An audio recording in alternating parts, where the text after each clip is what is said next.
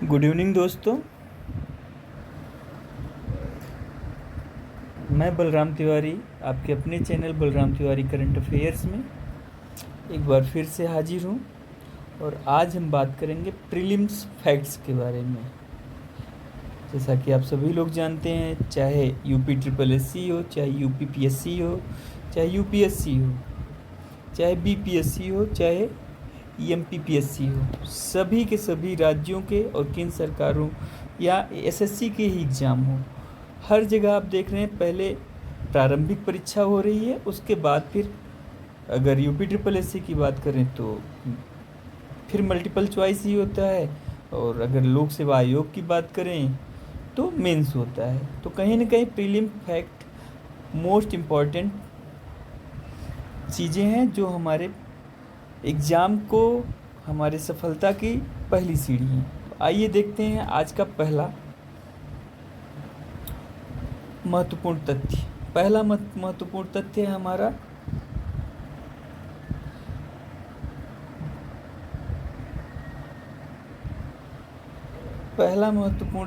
हमारा जगन्नाथ रथ यात्रा। जैसा कि आप सभी जानते हैं, जगन्नाथ मंदिर भारत के उड़ीसा राज्य में स्थित है और उड़ीसा के पुरी शहर में है।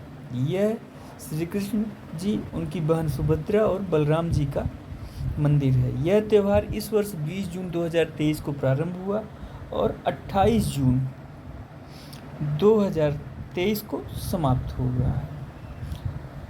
जगन्नाथ यात्रा एक वार्षिक हिंदू त्यौहार है जिसमें भगवान जगन्नाथ, उनके बड़े भाई बलभद्र और उनकी छोटी बहन देवी सुभद्रा की पूरी उड़ीसा से उनके घर के मंदिर से लगभग 3 किलोमीटर दूर गुडिंचा में उनकी मौसी के मंदिर तक की यात्रा का जश्न मनाया जाता है। अगला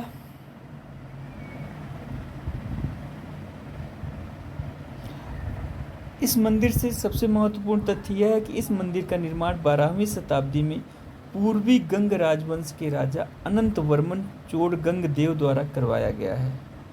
हालांकि कुछ सूत्रों का यह भी कहना है कि यह त्यौहार प्राचीन काल से ही प्रचलन में था। इस त्यौहार को रथों के त्यौहार के रूप में भी जाना जाता है क्योंकि देवताओं को लकड़ी के 3 बड़े रथों पर ले जाया जाता है। यह त्यौहार आषाढ़ जून जुलाई महीने के शुक्ल पक्ष के दूसरे दिन से शुरू होता है और 9 दिनों तक चलता रहता है।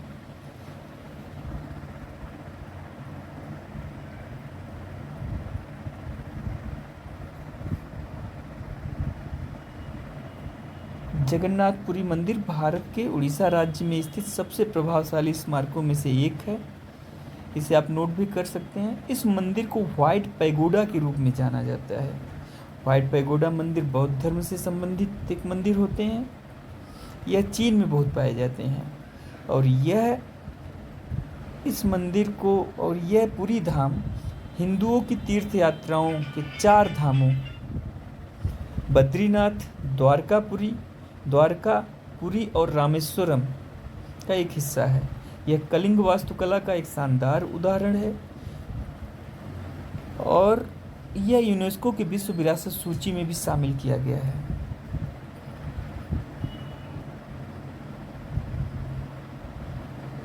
जगन्नाथपुरी को यमनिका तीर्थ भी कहा जाता है। यहाँ हिंदू मान्यताओं के अनुसार पुरी में भगवान जगन्नाथ की उपस्थिति के कारण मृत्यु के देवता यम की शक्ति समाप्त हो गई है। आइए अगला क्वेश्चन देखते हैं। भारत में महत्वपूर्ण मंदिर। आप इस फिगर का स्क्रीनशॉट भी ले सकते हैं। आप देख सकते हैं कि महत्वपूर्ण मंदिर किस किस राज्यों में कौन कौन से हैं। जैसे कि अगर मैं आपको दिखाऊं तो उत्तर भारत से अगर प्रारंभ करें तो कंदरिया महादेव मंदिर 11वीं शताब्दी में मध्य प्रदेश में। लक्ष्मण मंदिर 10वीं शताब्दी में बनाया गया था, यह भी मध्य प्रदेश में। दशावतार मंदिर 5वीं शताब्दी में बनाया गया था, उत्तर प्रदेश के झांसी में स्थित है। 64 योगिनी मंदिर, यह भी मध्य प्रदेश में स्थित है। दिलवाड़ा का जैन मंदिर विश्व प्रसिद्ध है, यह राजस्थान में स्थित है। मोढेरा का सन या सूर्य मंदिर, यह गुजरात में स्थित है। हालांकि हम लोग कोणार्क के सूर्य के मंदिर के बारे में ही ज़्यादातर जानते हैं। अगला मंदिर जो महत्वपूर्ण है, कैलाश मंदिर महाराष्ट्र में स्थित है, लाड खान मंदिर कर्नाटक में स्थित है, बादामी केव मंदिर और डोब्बा बासप्पा मंदिर, विरूपाक्ष मंदिर, होयसलेश्वर मंदिर और चिन्नकेश्वरा मंदिर, ये सभी के सभी मंदिर कर्नाटक में स्थित हैं। इसके अतिरिक्त विट्ठल स्वामी मंदिर, यह भी कर्नाटक में स्थित है। आंध्र प्रदेश में स्थित है वेंकटेश्वर मंदिर, तमिलनाडु में स्थित है कैलाशनाथ मंदिर और सोर मंदिर, दिसवरा मंदिर और मीनाक्षी मंदिर। मीनाक्षी मंदिर विश्व के सबसे अधिक सुंदर मंदिरों में से एक है। अरसावली सूर्य मंदिर, यह स्थित है आंध्र प्रदेश में। इस प्रकार एक चीज़ आप लोग अवश्य नोट कर लीजिएगा कि भारत में कई जगह सूर्य मंदिर है। उनमें से प्रमुख है, सबसे प्रमुख है उड़ीसा के कोणार्क का सूर्य मंदिर। दूसरा है मोढेरा, जो कि गुजरात में स्थित है, मोढेरा का सूर्य मंदिर। और तीसरा महत्वपूर्ण सूर्य मंदिर है अरसावली का सूर्य मंदिर, जो कि आंध्र प्रदेश में स्थित है। इसके अलावा हम देखते हैं कि उड़ीसा में अन्य जो मंदिर महत्वपूर्ण है उनमें से है लिंगराज मंदिर, मुक्तेश्वर मंदिर, जगन्नाथ मंदिर और राजरानी मंदिर। असम में कामाख्या देवी मंदिर, यह भी बहुत महत्वपूर्ण है।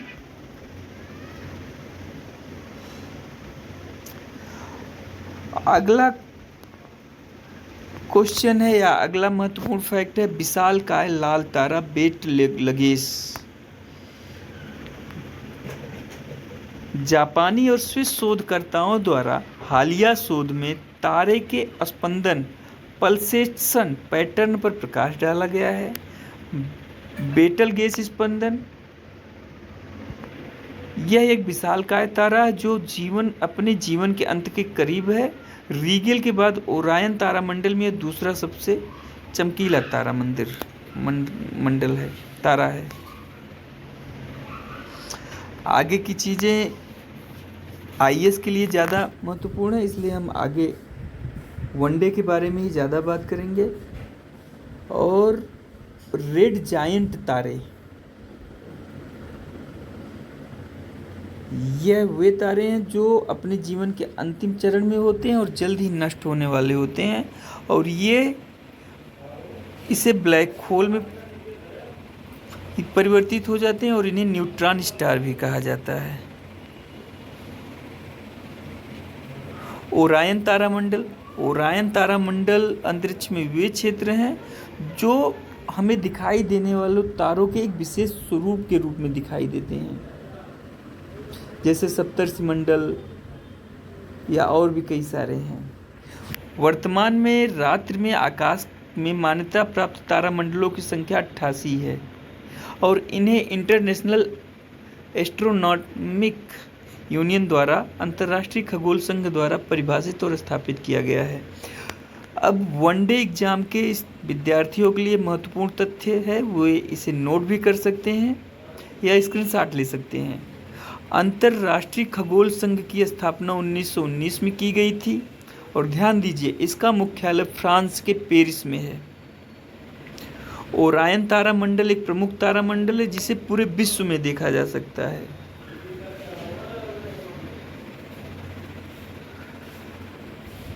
अगला महत्वपूर्ण तथ्य लेप्टोस्पायरोसिस और डेंगू का प्रकोप। लेप्टोस्पायरोसिस जीवाणु संबंधित घातक रोग है जो मानसून के महीनों के दौरान अधिक प्रभावी हो जाता है। यह प्रदूषित जल के संपर्क में आने वाले कृषि क्षेत्र या सफाई की सेवाओं में काम करने वाले लोगों हेतु गंभीर जोखिम उत्पन्न करता है।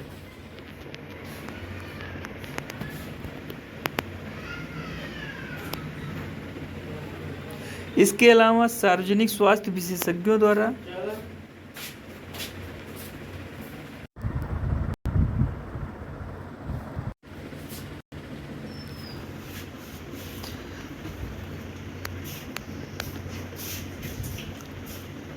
लेप्टोस्पायरोसिस रोग मुख्य रूप से संक्रमित जानवरों के मूत्र में पाया जाता है। रोग वाहक के रूप में जंगली और घरेलू जानवरों जैसे कुत्ते, मवेशी, सूअर शामिल हैं। इसमें लक्षणों में हम देख सकते हैं कि हल्के फ्लू जैसी बीमारी से लेकर जानलेवा स्थिति तक हो सकती है। आगे देखते हैं अगला।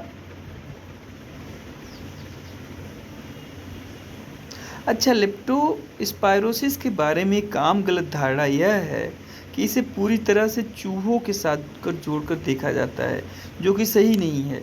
इसके संचरण के स्रोत कई अन्य पशु भी हो सकते हैं। डेंगू कई बार पूछा गया है, हमारे हर एग्जाम में पूछा जाता है।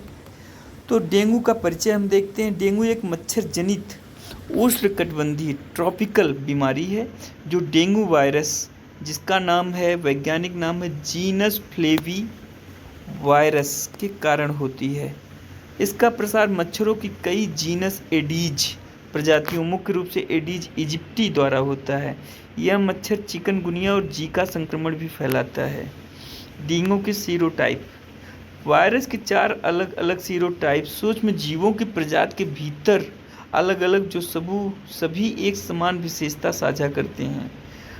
ये हैं डेन 1, डेन 2, डेन 3 और डेन 4 का कारण बनते हैं। लक्षण। डेंगू का प्रमुख लक्षण है अचानक तेज बुखार, बहुत तेज सिर दर्द, आंखों के पीछे दर्द, हड्डियों, जोड़ों एवं मांसपेशियों में तेज दर्द। डेंगू का टीका। भारत के national centre for biological science के शोधकर्ताओं ने भारत, अफ्रीका और अमेरिका में 9 संस्थानों के सहयोग से डेंगू बुखार के लिए भारत का पहला और एकमात्र DNA वैक्सीन विकसित किया है। डेंगू वैक्सीन CYD-TDV या डेंगवैक्सिया को वर्ष 2019 में, अंडरलाइन कर लीजिएगा या नोट कर लीजिएगा आगे की line, United state food and drug administration, फिर से मैं दोहरा देता हूँ, United state food and drug administration द्वारा अनुमोदित किया गया था, जो अमेरिका में नियामक मंजूरी प्राप्त करने वाला पहला डेंगू वैक्सीन था। तो डेंगू का टीके का क्या नाम है? डेंगवैक्सिया या CYD-TDV।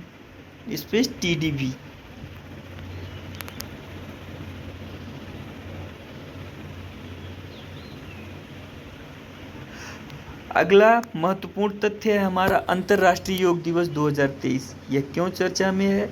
21 जून को 9वां अंतर्राष्ट्रीय योग दिवस, इंटरनेशनल डे फॉर योगा, देश ही नहीं पूरे विश्व में कई देशों में विभिन्न कार्यक्रमों और पहलों के साथ मनाया गया। इस वर्ष के अंतर्राष्ट्रीय योग दिवस की थीम है वसुधैव कुटुंबकम के लिए योग, जो कि भारत की सामाजिक सांस्कृतिक विरासत पर प्रकाश डालती है। अंतर्राष्ट्रीय योग दिवस की 2023 की मुख्य विशेषताएं क्या हैं? पहला, जनजातीय कारीगरों को बढ़ावा देना। भारतीय जनजातीय सहकारी विपणन विकास परिसंघ TRIFED ने विशेष रूप से आदिवासी कारीगरों द्वारा बनाए गए योग मैट की आपूर्ति के लिए, ध्यान दीजिएगा, आयुष मंत्रालय के साथ सहयोग किया है। दूसरा देखिए, इसके तहत मेदिनीपुर बंगाल की मधुर मैट या मधुर काठी, मयूरभंज की सबाई घास योगा मैट और झारखंड के गोंधा घास मैट जैसे उत्पादों को बढ़ावा देगा। इन सब नामों को नोट कर लीजिए। यही सब फैक्ट बाद में एग्जाम्स में पूछे जाते हैं और उस समय आप सोचते हैं कि कहाँ से आ गया। योग का महासागर वलय। अगला तथ्य है भारतीय नौसेना और व्यापारिक जहाज वैश्विक भागीदारी को बढ़ावा देने हेतु मित्र देशों के बंदरगाहों और जहाज़ों पर कार्यक्रम आयोजित करेंगे। तीसरा महत्वपूर्ण तथ्य है आर्कटिक से अंटार्कटिका तक योग।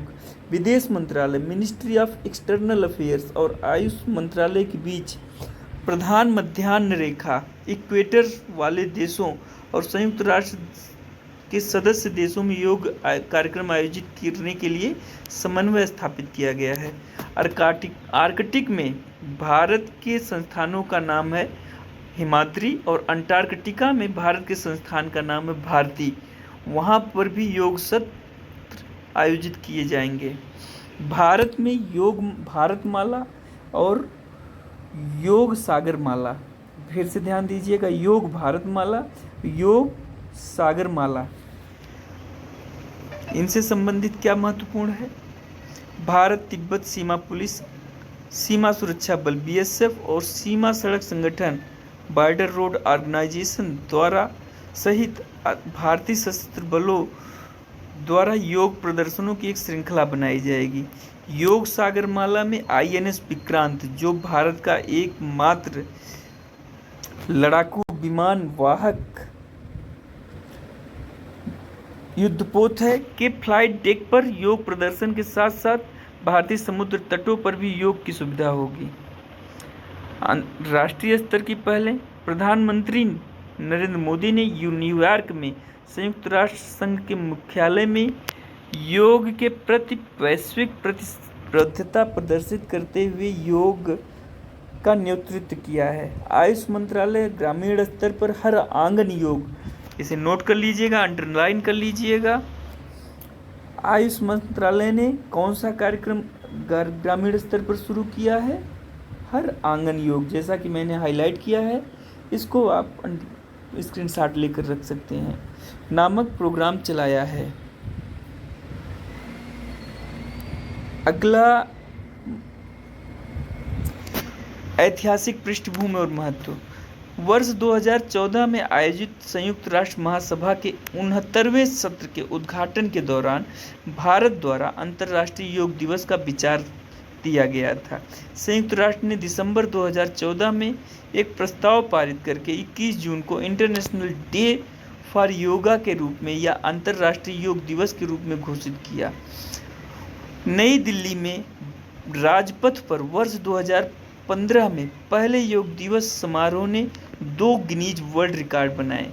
पहला, यह 35,985 लोगों के साथ विश्व का सबसे बड़ा योग सत्र था, और दूसरा, इसमें 84 देशों के लोगों ने भाग लिया था। योग शब्द संस्कृत भाषा से लिया गया है और इसका अर्थ है जुड़ना, अर्थात शरीर और चेतना का मिलन। आज यह पूरी दुनिया में प्रचलित है और इसकी लोकप्रियता लगातार बढ़ रही है। कोविड-19 के दौरान क्वारंटाइन और आइसोलेशन में रोगियों के मनोसामाजिक देखभाल के लिए और पुनर्वास में योग ने महत्वपूर्ण भूमिका निभाई है। विश्व स्वास्थ्य संगठन WHO ने भी अपने 2018 से 2030 की शारीरिक गतिविधि में योग को शामिल किया गया है। यम योग ऐप, इसकी घोषणा प्रधानमंत्री द्वारा की गई है। यह ऐप WHO और आयुर्वेदिक योग और प्राकृतिक चिकित्सा, यूनानी सिद्ध एवं होम्योपैथी आयुष मंत्रालय के बीच सहयोग का परिणाम है। अंतर्राष्ट्रीय योग दिवस के लिए एक अलग वेबसाइट बनाई गई है।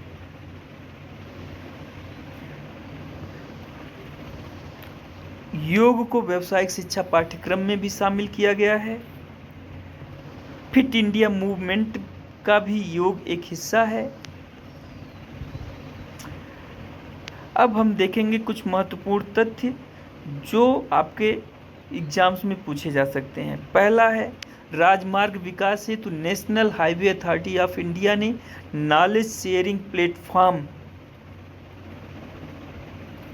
बनाने की घोषणा की है, और अभी यही क्वेश्चन वीडियो के री एग्जाम के किसी सत्र में पूछा गया था। नॉलेज शेयरिंग प्लेटफॉर्म किस संस्था ने बनाया है? तो NHAI ने। आप यही देख लीजिए कितनी जल्दी ये क्वेश्चन आ गया। अगला देखिए, विश्व सिकल सेल दिवस। 19 जून को विश्व सिकल सेल जागरूकता दिवस मनाया गया है। यह सिकल रोग और इसके वैश्विक प्रभाव के बारे में जागरूकता बढ़ाता है। सिकल रोग नवजात शिशुओं को होता है और यह एक एकल जीन बीमारी है जिसमें रक्ताल्पता और तीव्र दर्द का अनुभव होता है।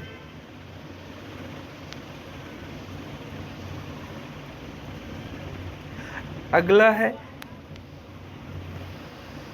चाइल्ड लाइन सेवाओं के लिए एक राष्ट्र एक हेल्पलाइन की पहल की गई है और इसे शुरू किया जा रहा है महिला एवं बाल विकास मंत्रालय द्वारा और इसे आपातकालीन प्रतिक्रिया सहायता प्रणाली इमरजेंसी रिस्पांस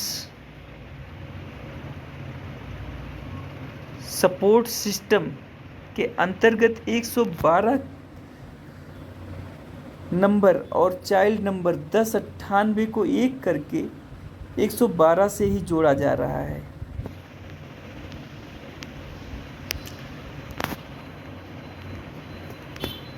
आज के वीडियो में बस इतना ही।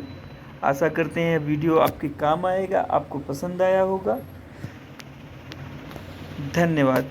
प्लीज़ इस वीडियो को लाइक, शेयर और सब्सक्राइब चैनल को ज़रूर करें। नमस्कार।